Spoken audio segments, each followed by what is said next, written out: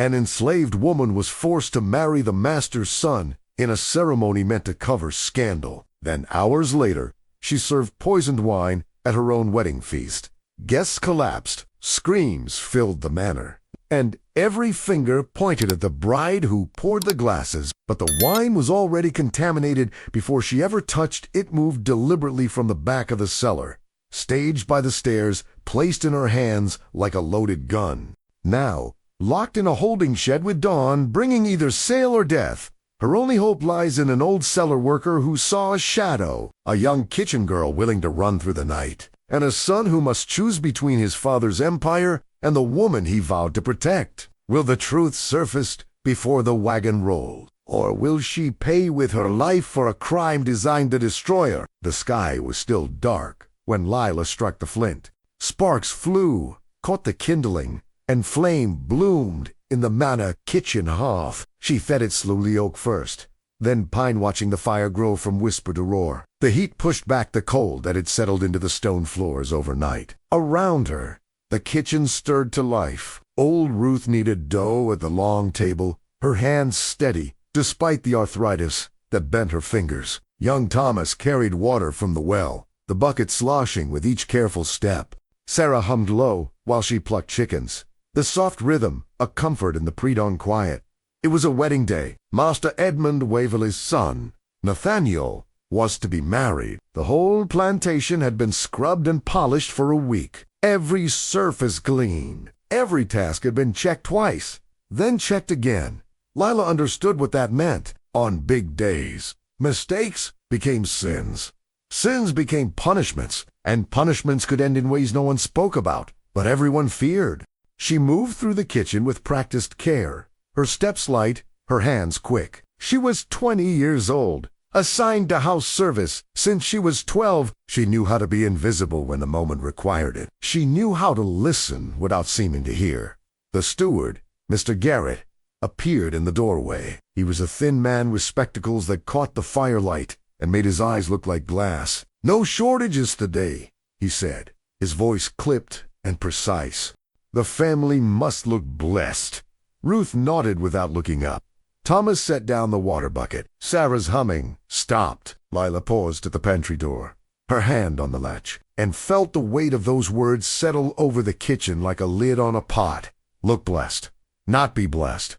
Just the appearance. The performance. She opened the pantry and counted the flour sacks, the sugar cones, the jars of preserves, lined up like soldiers. Everything was in order. Everything was ready. Outside, the horizon began to lighten. The day was coming, whether they were ready or not. Morning light poured through the manor parlor windows, turning the polished wood floor into a pool of gold. Lila stood near the wall, her hands folded, her eyes dull. She had been summoned to assist with the preparations, dressing, arranging, making sure every detail was perfect. But the bride wasn't who she expected. Nathaniel Waverley stood near the fireplace, his coat buttoned. He's Fussy Polly. He was a young man, maybe 25, with his father's height, but none of his hardness. His eyes were kind. Lila had noticed that before. Kindness in this house was rare enough to be remarkable. Master Edmund entered the room, his boots heavy on the floor. He was a broad man, his hair graying at the temples, his jaw set like stone. Behind him came the overseer, Mason Crowell, a man whose eyes never seemed to blink, whose mouth never quite smiled. "Lila," the master said, "come here." She stepped forward, her heart beating fast. She kept her gaze low. "You'll be assistant today," Edmund continued. "My son has made a family decision, to take ye a wife, a benevolent arrangement, one that will bring order and dignity to this household." Lila's stomach dropped. She understood before he finished. Nathaniel spoke then, his voice quiet. "Lila, I know this isn't what you would choose, but I promise I will protect you. I will treat you with respect. I will—" "Enough," Edmund interrupted. "The law is clear. The arrangement is made. There's nothing more to discuss." Lila looked at Nathaniel then, just for a moment. His face was earnest, pleading. He believed what he was saying. He believed kindness could change the shape of chains. But Leela knew better. She had lived 20 years learning that kindness from a master was still mastery. Protection was still ownership, and promises meant nothing when the law said she was property. Edmund gestured to the dressing table, where a white dress lay folded. "You'll wear this. Sarah will help you prepare. The ceremony is at noon." Lila moved to the table. Sarah appeared at her side, her hands gentle as she began to unbutton Lila's work dress. The white fabric was soft, too soft. It felt like a costume, like something meant to dress up a lie and call it truth. As Sarah pinned Lila's hair and adjusted the lace at her collar, Lila caught her reflection in the small mirror. She looked like someone else, someone clean and calm and accepting, but her hands, resting in her lap, were trembling. The plantation chapel was a small room on the first floor of the manor, furnished with a simple altar and a cross carved from oak. Sunlight streamed through the tall windows, and the air smelled of beeswax and old hymns. The pastor arrived mid-morning, a round man with a practiced smile and a Bible worn soft at the edges. He greeted Master Edmund with warmth, Nathaniel with politeness, and Lila with silence. "A beautiful day for a union," the pastor said, setting his Bible on the altar. "Order restored, balance maintained, as the Lord intended." Nathaniel shifted uncomfortably. "Pastor Monroe, I want to be clear. Lila should be treated with dignity." "She's not." Of course. Of course." The pastor waved a hand as if swatting away a fly. "All souls are equal in the eyes of God, but the earthly order must be respected. You understand?" Lila stood near the back of the room, watching. The pastor's words were smooth, practiced. He had done this before. He would do it again. He was part of the machinery that kept the world turning in the same cruel direction. Mason Crowell leaned against the door frame, his arms crossed, his eyes on Lila. She could feel his contempt like heat from a stove. He had never liked Nathaniel. He thought the young master was soft, weak, too willing to talk when he should command. Mason pulled a small pocketbook from his coat and scratched something into it with a pencil. He didn't look up as he wrote, but Lila saw the corner of his mouth twitch. Whatever he was planning, it wasn't kindness. The cellar was cool and damp, the air thick with the smell of earth and oak barrels. Stone walls curved overhead, and dim light filtered through a single high window. It was a place for storage wine, cider, preserved goods, and few people came down except to fetch or store. Lila descended the stairs slowly, carrying a basket of empty bottles to be refilled. The steward had assigned her the task that morning, and she moved carefully, counting each step. Hachi de Bouton, she found old Ben arranging barrels near the far wall. He was an older man, his hair white as cotton, his back bent from decades of labor. He worked the cellar and the smokehouse, jobs that required patience and a steady hand. "Morning, child," he said without looking up. "Morning, Ben." He straightened and wiped his hands on his apron. "Big day coming." "Yes, sir." Ben studied her for a moment, then gestured toward the barrels lined up near the stairs. "Wine for the wedding feast. Master bought it cheap this time. Labels smudged. Smells a little off to me, but the steward says it's fine." Lila stepped closer and caught the faint scent something sour beneath the sweetness. She frowned. "You worried?" she asked. Ben shrugged. "I just work here, but I notice things." He tapped one of the barrels near the stairs. "The one closest, easiest to reach. That one's been moved. Wasn't there yesterday." Lila's chest tightened. "Why would someone move it?" "Don't know, but if they hand you the bottle, they hand you blame." The words settled over her like a shadow. She looked at the barrel, then at Ben. "What do I do?" "You stay sharp. You watch. And you pray." Lila climbed back up the stairs, the basket lighter than it should have been, her heart heavier than it had ever felt. The ceremony began just after noon. The chapel room was filled with chairs, and guests from neighboring plantations arrived in carriages, their voices bright with forced cheer. The women wore silk. The men wore pride. Lila stood at the front beside Nathaniel, her hands folded, her face calm. The pastor read from the Bible, his voice rolling over the assembled crowd like a sermon. She heard words like duty and order and divine will, but they slid past her like water off stone. Nathaniel spoke his vow. His voice was steady, sincere. He looked at Lila as he spoke, as if the words were meant for her alone. I will protect you. I will honor you. I will. The master's hand clamped down on Nathaniel's shoulder, cutting him short. Edmund's face was pleasant, his smile wide, but his grip was iron. Enough, he said quietly. Just loud enough for Lila to hear. Keep it simple. Nathaniel swallowed and nodded. The pastor finished the blessing. The room applauded politely, the sound thin and hollow. Lila felt like a symbol, a piece of furniture arranged to show the house was orderly, the family blessed, the world as it should be. She was trapped in public theater, and the curtain wouldn't fall until someone decided the performance was over. Late afternoon sun slanted through the windows of the dining hall. Tables had been set with linen and silver, and the smell of roasted meat and fresh bread filled the air. Guests gathered in clusters, talking softly, waiting for the feast to begin. The steward appeared at Lila's side, a tray in his hands. On it sat a dozen crystal glasses and a dark green bottle of wine. You'll serve the toast, Mr. Garrett said. The master insists.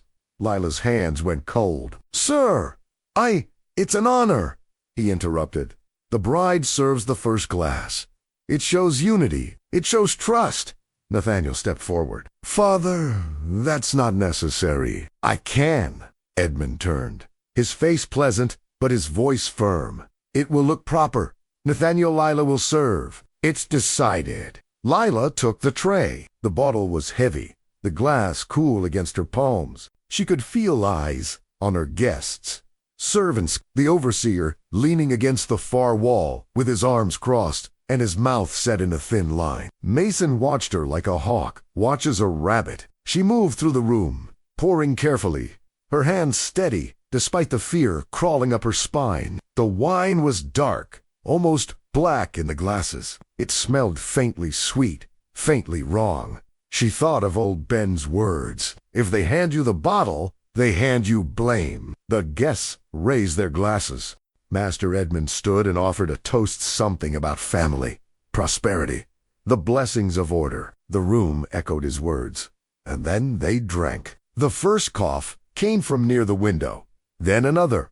A woman's hand went to her throat. A man set his glass down hard, his face going pale. The room shifted. Laughter stopped. Conversation died. Someone gasped. Someone else stumbled. A chair scraped back. Lila stood frozen, the tray still in her hands, the empty bottle weighing her down like an anchor. Master Edmund turned toward her, his face dark with rage, and something worse certainty. He had already decided who was guilty. A glass shattered on the floor, the sound sharp and final, and Lila knew in that moment that the trap had been set long before she ever picked up the tray. The dining hall erupted into chaos. Guests stumbled toward the doors, hands clutching their throats, their faces twisted with panic. Servants rushed in with water pitchers, their footsteps quick and frantic. Someone screamed for a doctor. Someone else called for prayer. Lila stood at the center of it all,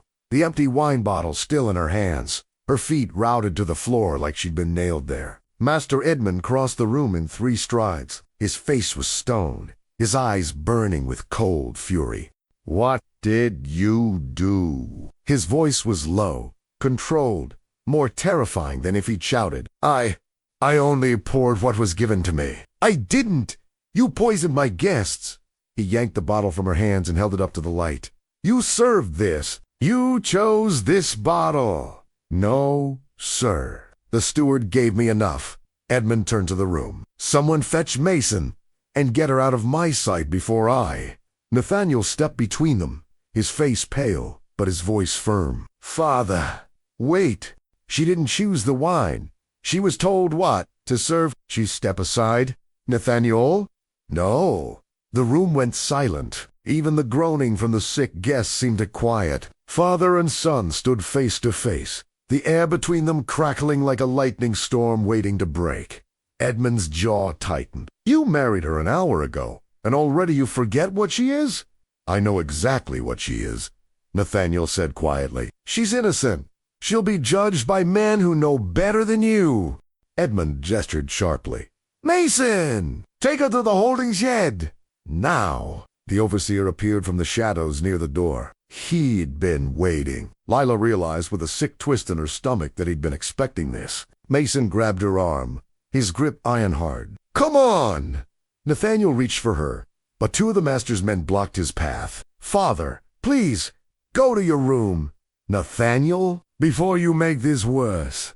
Lila was dragged toward the door. She stumbled, caught herself, and looked back once. Nathaniel was still arguing, his voice rising, his father's face growing darker with every word. Then the door slammed shut, and she was outside in the fading light, being pulled across the yard toward a small wooden outbuilding she'd seen 100 times but never entered. The holding shed, where troublemakers went, where people disappeared from. The shed was barely large enough to stand in. One small window, too high to reach, a dirt floor. The smell of old wood and fear. Mason shoved Lila inside. She stumbled and caught herself against the wall. "Poisoning the master's guests," Mason said, his voice dripping with false concern. "That's a hanging offense. Or maybe they'll just sell you downriver. Either way, you're done here. I didn't poison anyone. The wine was already what? Already bad." Mason smiled, and it was the ugliest thing Lila had ever seen. "Then whose fault is that? The master's, the steward's, or the girl who poured it into every glass in the room?" He stepped closer, and Lila pressed back against the wall. "I've been watching that boy go soft over you for months," Mason continued, "treating you like you're something special, like you're not what you are. The master saw it too. He thought marrying you off would settle things. Make it legal, make it clean." He laughed. "But you couldn't even last one day without causing trouble." "I didn't.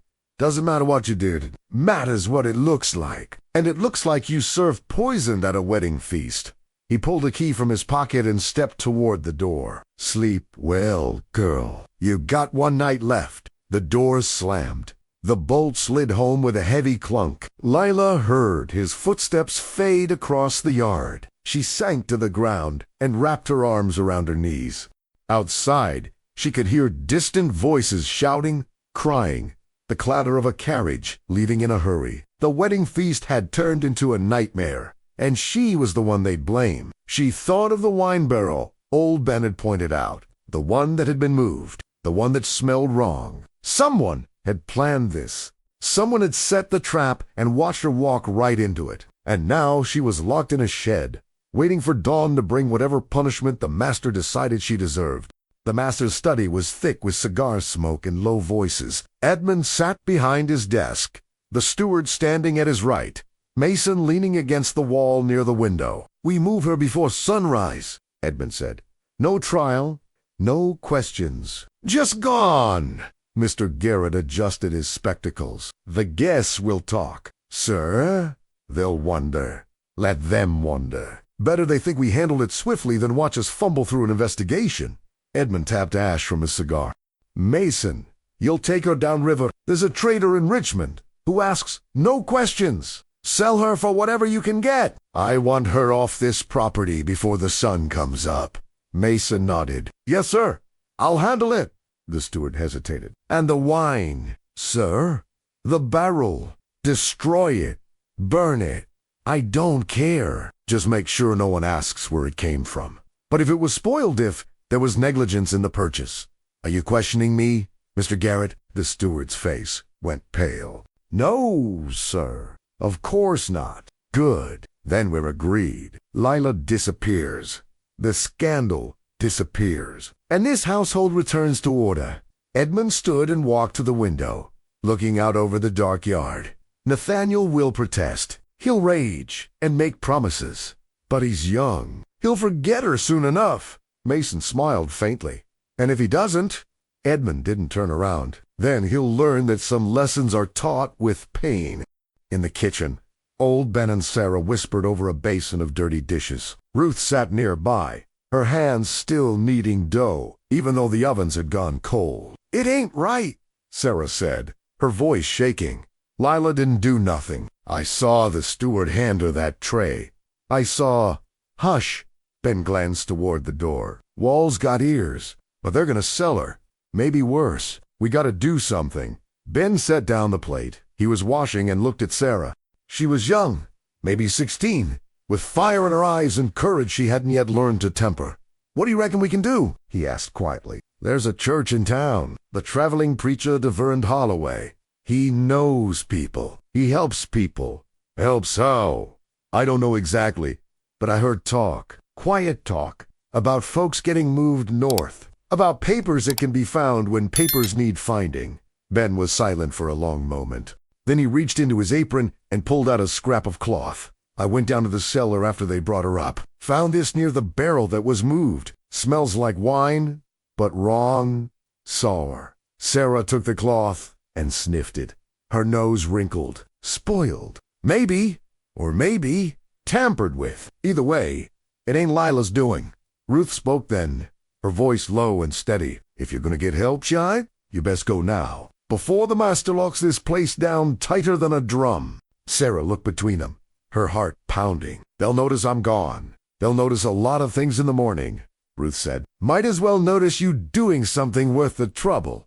Sarah pulled off her apron and grabbed a shawl from the hook near the door. "I'll be back before dawn. You be careful," Ben said. "And you tell Reverend Holloway we need more than prayers. We need proof." Sarah nodded and slipped out into the night, her footsteps quick and quiet across the yard. Nathaniel knelt outside the holding shed, his mouth close to the gap between the door and the frame. "Lila, can you hear me?" A rustle inside. Then her voice, soft and weary. "I hear you. I'm going to fix this. I'm going to talk to my father. I'm going to Nathaniel." Her voice cut through his promises like a knife. "Promises don't unlock doors. Proof does." He pressed his forehead against the wood. "What do you mean?" "The wine. It was already bad before I touched it. Old Ben saw someone move the barrel? Someone wanted this to happen. Who? I don't know. But if you want to help me, find the cellar ledger. Find the receipt for the wine. Find out who bought it and when." Nathaniel stood, his mind racing. "The ledger. My father keeps it in the study. Then go, before they move me.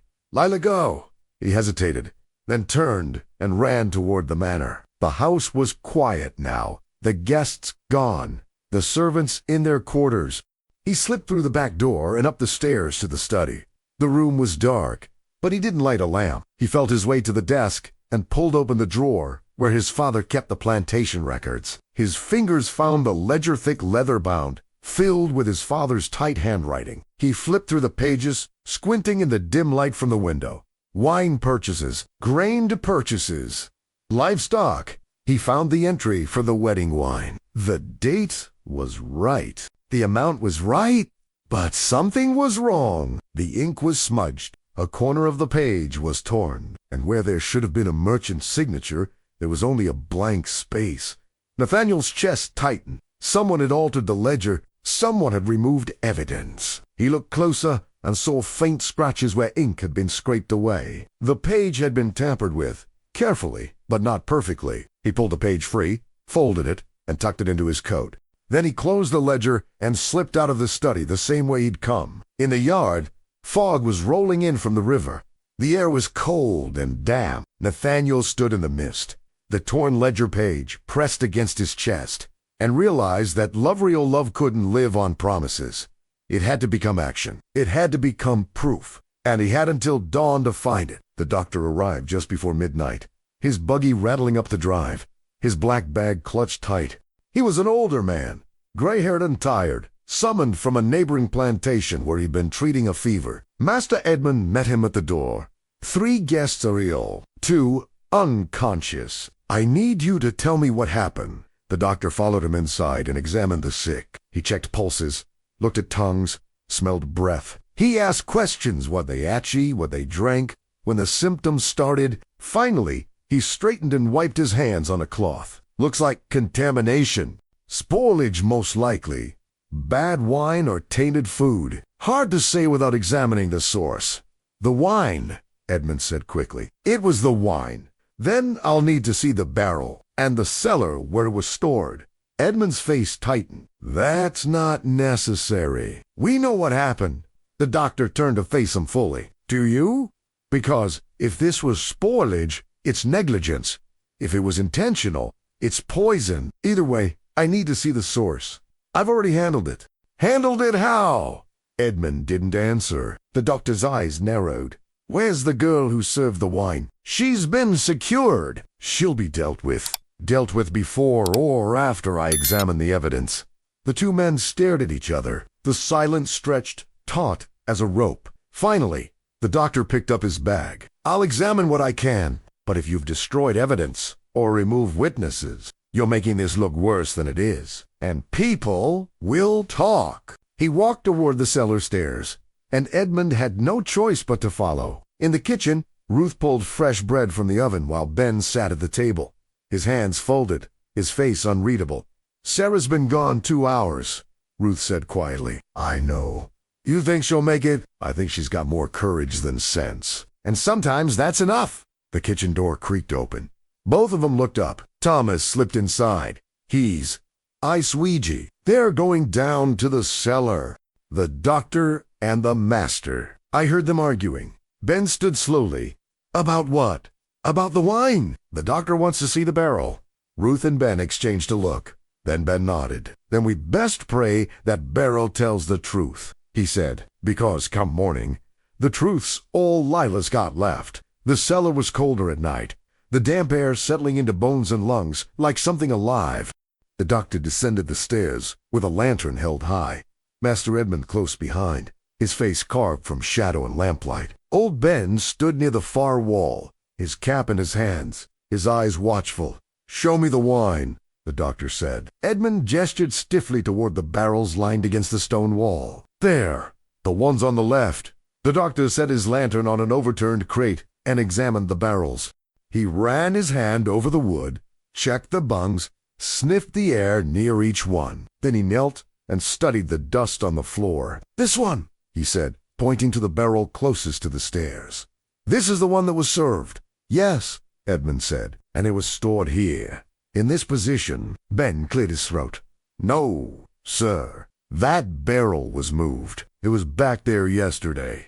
He pointed to an empty space against the far wall. Someone brought it forward. The doctor's eyes sharpened. Who moved it? Edmund's jaw tightened. Does it matter? The wine was bad. The girl served it. That's what matters. It matters, the doctor said quietly, because if someone moved a spoiled barrel to the front where would be served first. That's not accident. That's intent. The cellar went silent. The only sound was the hiss of the lantern flame and the distant drip of water somewhere in the stone walls. The doctor pulled a small vial from his bag and used a bung extractor to draw a sample from the barrel. He held it up to the light. The wine was dark, almost black, with sediment floating like ash. This wine is spoiled, he said. Badly. It's been contaminated, could be bacteria, could be improper storage. But it's dangerous. Anyone who drank this would get sick. Then the girl didn't spoil the wine, the doctor interrupted. The wine was already bad. The question is, who knew it was bad? And why was it served anyway? Edmund's face flushed with anger. Are you accusing me? I'm accusing no one. I'm stating facts. This wine should never have been served. Someone either made a terrible mistake, or they chose to serve it knowing what would happen. Ben spoke again, his voice steady. The merchant receipt. Sir, it might show when the wine was bought. If it was cheap wine bought in a hurry, that could explain the spoilage. The doctor turned to Edmund. Where's the receipt? In the ledger. In my study? Then let's see it. Edmund hesitated, and in that hesitation, the doctor saw everything he needed to know. You've already checked it, haven't you? The doctor said, and it's been altered.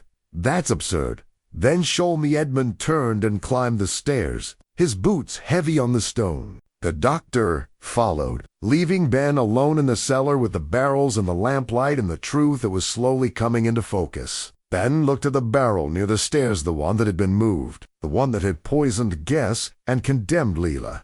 He reached out and touched the wood, his fingers tracing the faint scratches where someone had scraped away a label or marking. Lord, help us, he whispered. Someone wanted this to happen.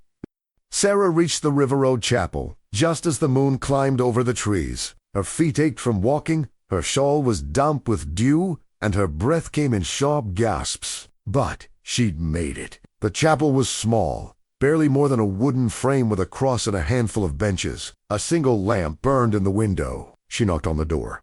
Once, twice. Footsteps inside. The door opened, and Reverend Holloway stood there, a tall man with kind eyes and hands roughened by years of work and travel. "Child, what are you doing out here at this hour?" "Please, sir, I need help. There's a girl Elashi's been locked up for something she didn't do. They're gonna sell her downriver before dawn. Maybe worse." Holloway's face grew serious. "Come inside. Tell me everything." Sarah stepped into the small room and told the story, the wedding, the wine, the sickness, the way Lilla had been blamed and dragged away. She pulled the scrap of cloth from her pocket, the one Ben had given her. "Old Ben says this smells wrong, says someone tampered with the wine barrel." Holloway took the cloth and sniffed it. His nose wrinkled. "That's spoiled. All right, maybe worse." He set it down and looked at Sarah. "You're asking me to stand against the plantation master? That's dangerous. I know, sir, but it ain't right what they're doing. And if nobody stands up, she's gonna die for a crime she didn't commit." Holloway was quiet for a moment. Then he nodded. "I know a man, county clerk named Mr. Dorsey. He's cautious too. Cautious, some say, but he fears scandal more than he fears power. If there's evidence of wrongdoing, he'll act. Will he come? I'll fetch him. But we'll need more than a scrap of cloth. We'll need testimony. We'll need proof. Old Ben can testify. And the young Master Nathaniel, he's trying to help her."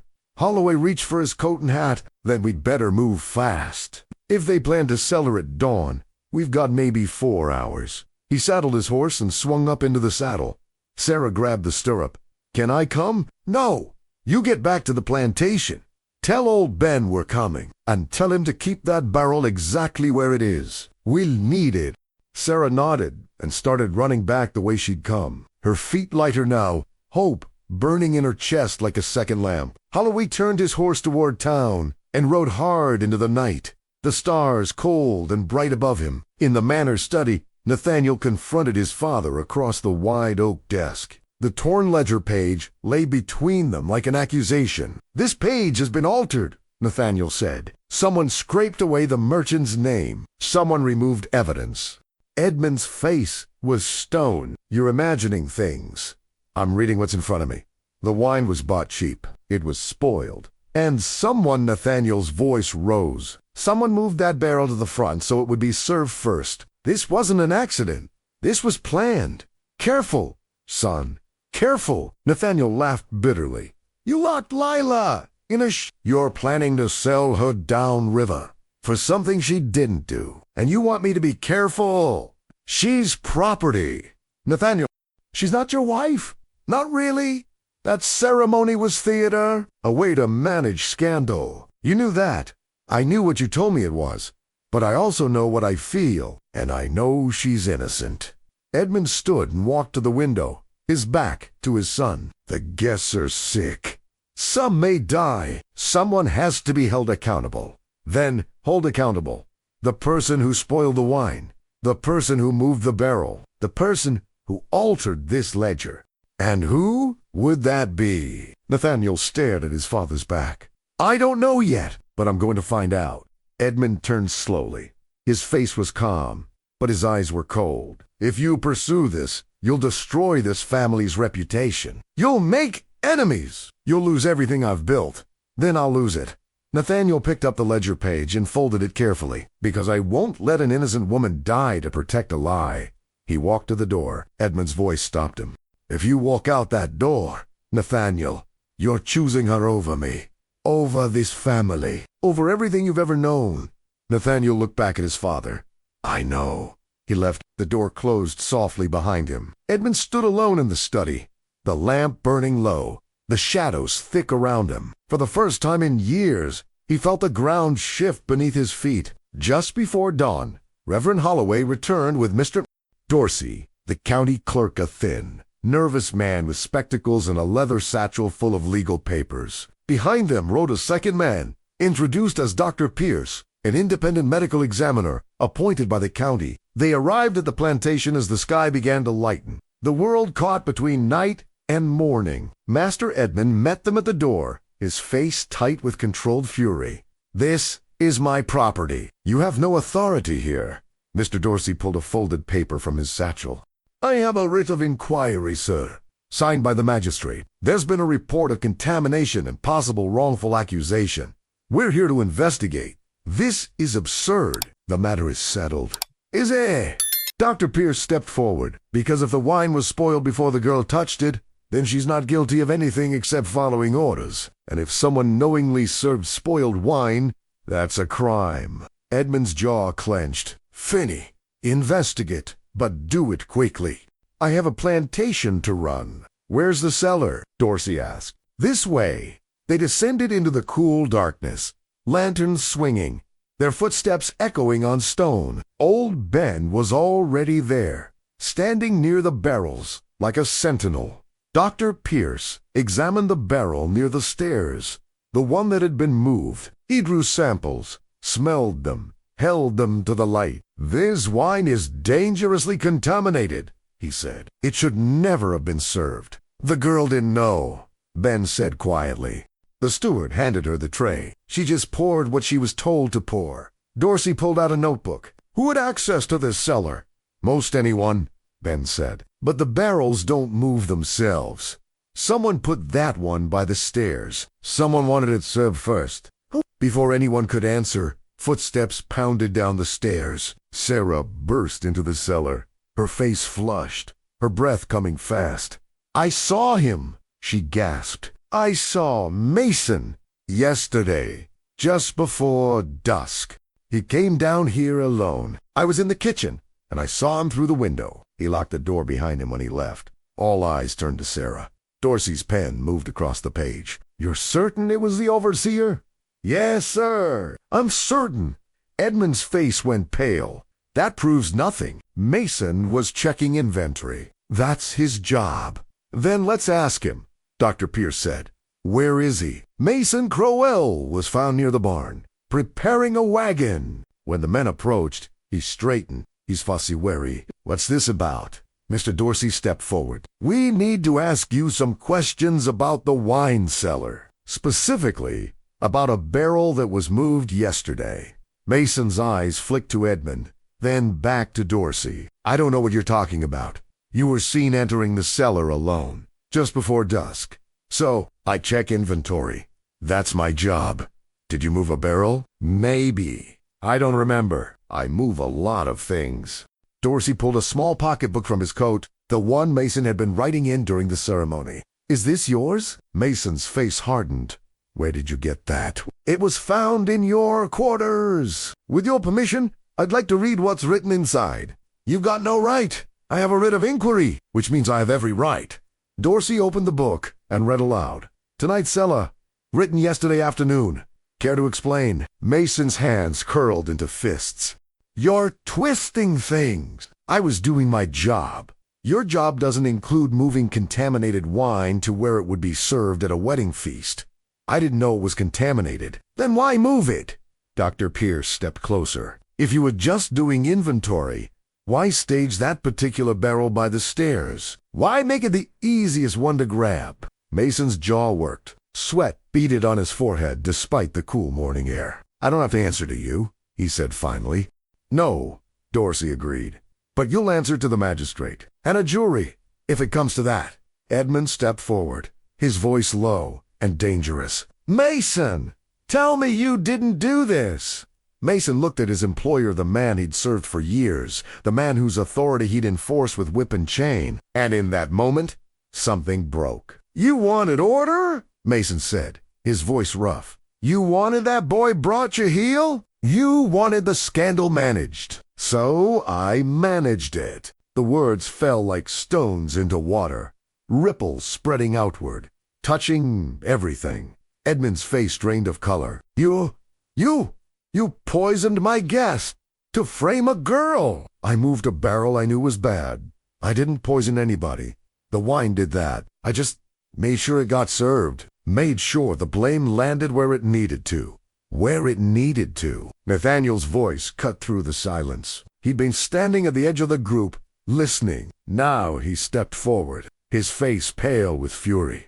You tried to get Lila killed to teach me a lesson. Mason shrugged. You were getting soft. Someone had to remind you what the world is. Dorsey snapped his notebook shut. Mason Crowell, you're under arrest for tampering with evidence and reckless endangerment, possibly more, depending on what the magistrate decides.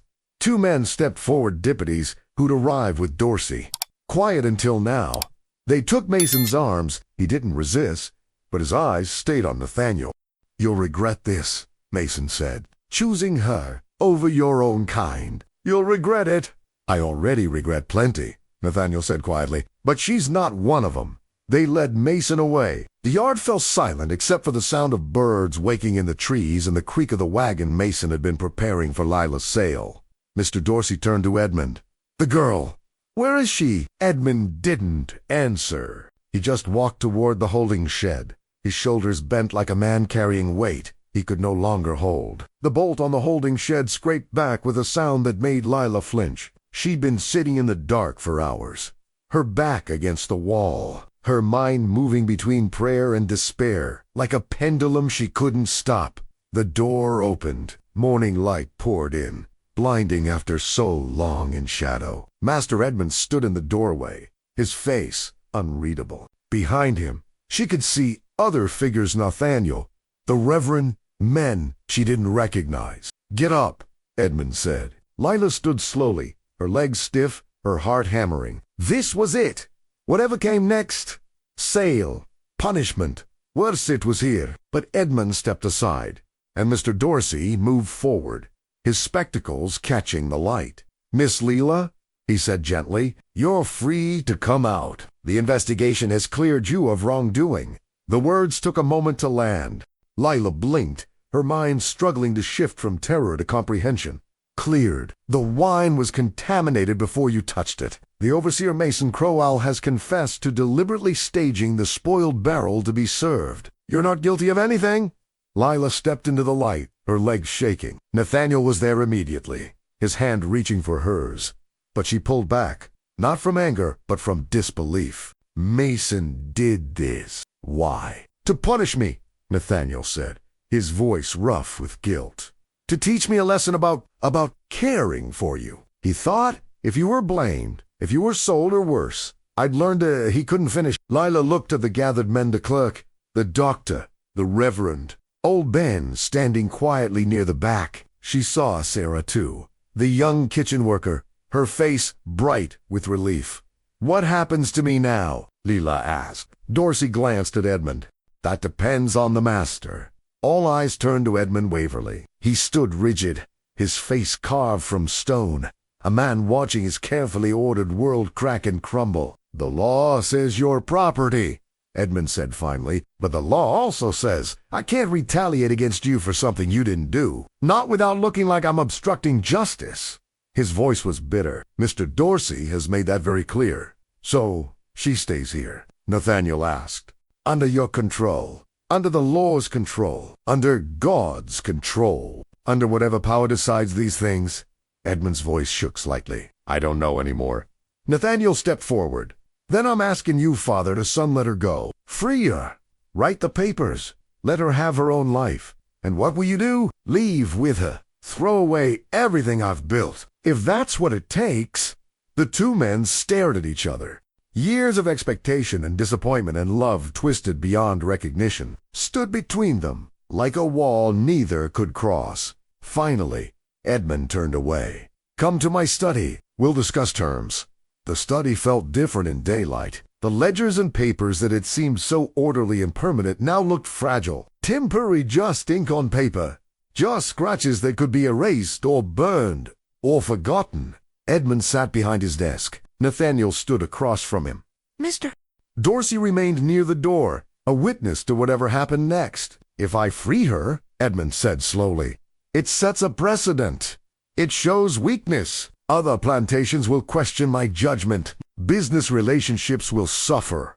Then let them suffer, Nathaniel said. You don't understand what you're asking me to sacrifice.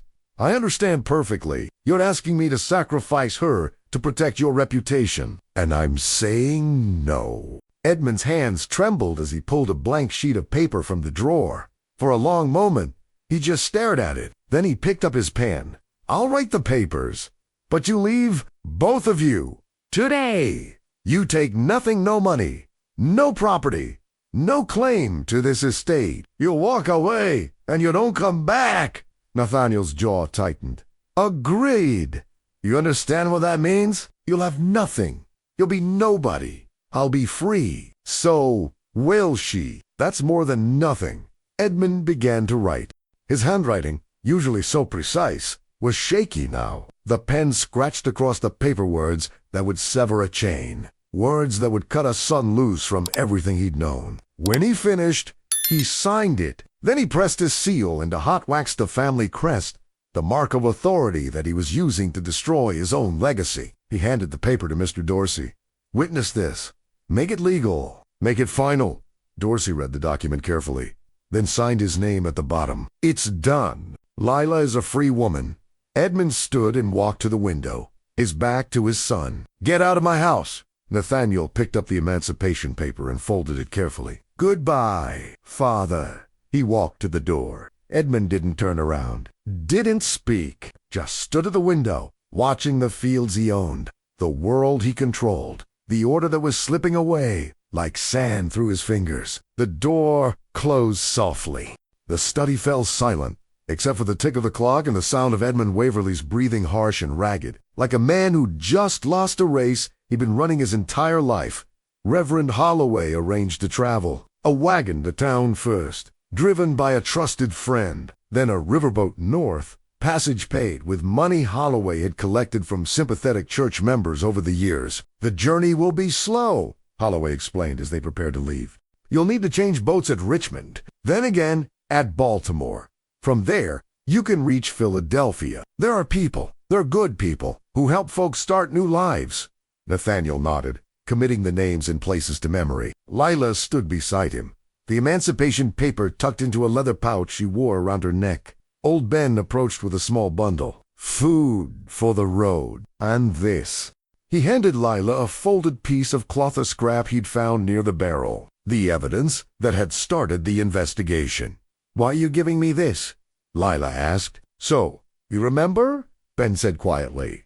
"So you remember that the truth matters, that speaking up matters, that one person seeing what's wrong and saying so can change everything." Lila embraced him, tears streaming down her face. "Thank you for everything." "You thank me by living," Ben said. "You live free and you live well." "That's thanks enough." Sarah appeared next, her eyes red from crying. "I'm gonna miss you. I'll miss you too. But you're brave, Sarah.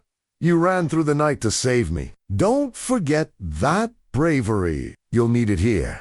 Mr. Dorsey approached with a sealed envelope, a copy of the emancipation record. "Keep it Safi. If anyone questions your status, you show them this." Lila took it with trembling hands. "What about Mason? What will happen to him?" "He'll face charges. Tampering, reckless endangerment, possibly more. The magistrate will decide.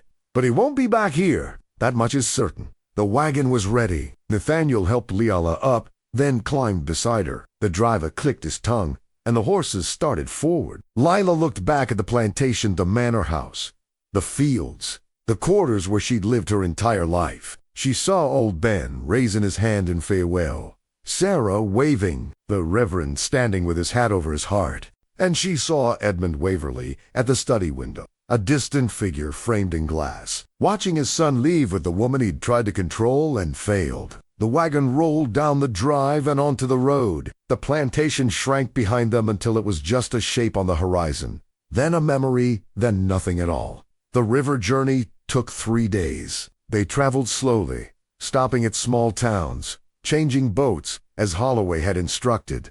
Nathaniel used the last of his money to pay for passage and food. Lila kept the emancipation papers close, checking them every few hours, as if they might disappear. At Richmond, they boarded a larger steamboat heading north. The deck was crowded with travelers' merchants, families, workers seeking better wages in the cities. Lila and Nathaniel found a quiet spot near the stern and watched the water roll past. "What will we do when we reach Philadelphia?" Lila asked it. "I don't know." Nathaniel admitted. "I've never worked for wages. I've never lived anywhere but the plantation. I don't know how to be anything except what I was." "Then we'll learn together." He looked at her.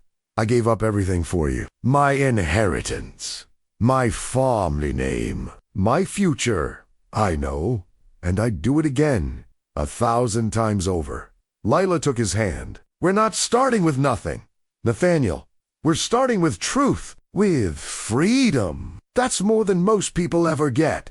The boat churned northward. The shoreline changed. Virginia gave way to Maryland, Maryland to Pennsylvania. The air grew cooler. The accents changed. The world opened up like a door Lila had never known existed. At Baltimore, they received a letter that had been sent ahead by Reverend Holloway. It contained an address in Philadelphia church community that offered work and shelter to newcomers. They arrived on a gray afternoon, the city vast and overwhelming. Buildings rose higher than Lila had ever imagined. Streets teemed with people, white, black, immigrant, free. The noise was deafening. The possibilities were endless. They found the church tucked between two brick row houses. A woman answered their knock, middle-aged, kind-faced, wearing a simple dress and a welcoming smile. "You must be Nathaniel and Lila," Reverend Holloway wrote to us. "Come in. You're safe here." Weeks passed, then months. Winter came to Philadelphia, snow falling soft and steady over the cobblestone streets. Lila found work sewing in a small shop that made dresses for middle-class families. The work was familiar. She'd spent years mending and altering clothes at the plantation, but now she was paid. Real wages, money she could keep. Nathaniel took whatever jobs he could find. He hauled crates at the docks. He swept floors. He learned carpentry from a German immigrant who needed an extra pair of hands. The work was hard and humbling, but it was honest. They rented a small room above a bakery. It had one window that looked out over the street, a narrow bed, a table, 2 chairs. It wasn't much, but it was theirs. One evening, a letter arrived. Lila recognized the handwriting, immediately careful, practiced, feminine. She opened it with shaking hands. "Dear Lila, word reached us that you and Nathaniel arrived safely in Philadelphia. I am glad. The plantation is different now. Father rarely leaves his study. The business has suffered, neighbors whisper. Contracts have been canceled. Respect has vanished like morning fog." Mason Crowell was tried and sentenced to 10 years hard labor. The scandal exposed many things: Father's negligence in purchasing cheap wine, the overseer's cruelty, the way power was used to crush the innocent. I remain airy, helping old Ben and the others as best I can. Sarah married a free blacksmith in town and moved away. The quarters feel emptier without her laughter. I write this not to burden you, but to tell you that your freedom changed more than just your life. It changed all of us. It showed that the system we lived under could crack, that truth could matter more than power. I hope you find peace in your new life. I hope you find joy. You deserve both. Ruth Lila folded the letter carefully and set it on the table. Nathaniel looked at her across the small room. "Everything all right?" "Yes," she said. "Everything is exactly as it should be." Spring arrived slowly, melting the snow, coaxing green from the frozen ground. The city shed its gray coat and bloomed. On a Sunday morning, Lila and Nathaniel walked to the church where they'd first found shelter. The service was simple: hymns, prayers, a sermon about new beginnings. Afterward, the congregation gathered in the kitchen for a meal. Lila stood at the stove, helping prepare food for the gathered community. The work was voluntary. She wasn't ordered, wasn't owned, wasn't compelled. She simply chose to help. Across the room, Nathaniel laughed at something someone said. The sound was lighter than she'd ever heard it. The weight of his father's expectations, of the plantation's rigid hierarchy, had lifted. Later, as they walked home through the spring evening, Lila paused at a street corner. She reached into her bag and pulled out the Emancipation Papers, the document she'd guarded so carefully. The proof of her freedom. "What are you thinking?" Nathaniel asked. "I'm thinking about the first time I poured water. Really poured it. Not because I was told to, but because I wanted to." "When was that?" "Last week. I was thirsty. There was a pump in the street. I filled a cup and drank, and it tasted different. Not because the water was different, but because the choice was mine. Nathaniel was quiet for a moment. Then he said, I poured my first cup of coffee last month. Made it myself. Burned it terribly, but it was mine.